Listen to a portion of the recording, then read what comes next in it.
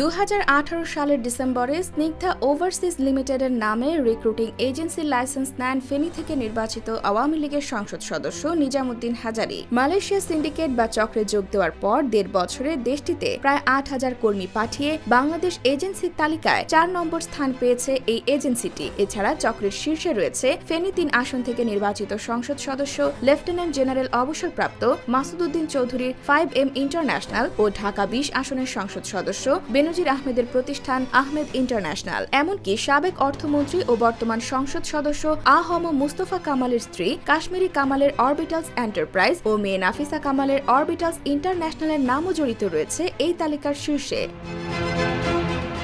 মূলত মালয়েশিয়া চক্র হলো এমন একটি ব্যবস্থা যেখানে দেশের বাছাইকৃত রিক্রুটিং এজেন্সিকে মালয়েশিয়ার কর্মী পাঠানোর সুযোগ দেওয়া হয়। শুরুতে এই চক্রের তালিকায় 25টি এজেন্সি থাকলেও ধাপে ধাপে তা বেড়ে এখন 100টিরও বেশি ছাড়িয়ে গেছে। এমনকি চক্রের নাম ঠোকাতে প্রতিটি এজেন্সির কাছ থেকে বড় অঙ্কের টাকা নেওয়ার অভিযোগ রয়েছে চক্রের হোতাদের বিরুদ্ধে। আর চক্রে থাকা এজেন্সিগুলো বসে বসে প্রতি কর্মীর বিপরীতে অন্তত 1.5 লাখ টাকা চক্র ফি পাচ্ছে, যার বড় একটি অংশ চলে যাচ্ছে মালয়েশিয়ার চক্র নিয়ন্ত্রকদের কাছে।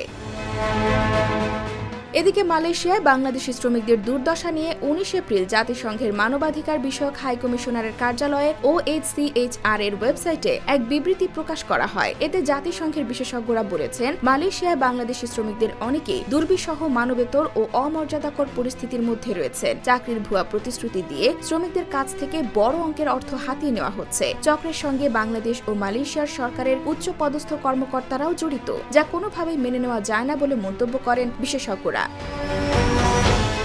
এতে বাংলাদেশি শ্রমিকদের দুর্দশা নিয়ে জাতিসংঘের বিশেষজ্ঞদের উদ্বেগের পর সাময়িকভাবে কর্মী পাঠানোর কার্যক্রম স্থগিত ঘোষণা করা হয়। এ বিষয়ে প্রবাসী কল্যাণ ও বৈদেশিক কর্মসংস্থান প্রতিমন্ত্রী শফিকুর রহমান চৌধুরী বলেন, মালয়েশিয়ায় কর্মী পাঠানোর জন্য নির্দিষ্ট এজেন্সির তালিকা নির্ধারণ করেছে মালয়েশিয়া। কর্মী পাঠানো নিয়ে যেসব অভিযোগ আসছে তা তদন্তের ভিত্তিতে ব্যবস্থা নেওয়া হবে বলে জানান তিনি। এসব তথ্য তুলে ধরে একটি প্রতিবেদন প্রকাশ করেছে দৈনিক প্রথম আলো।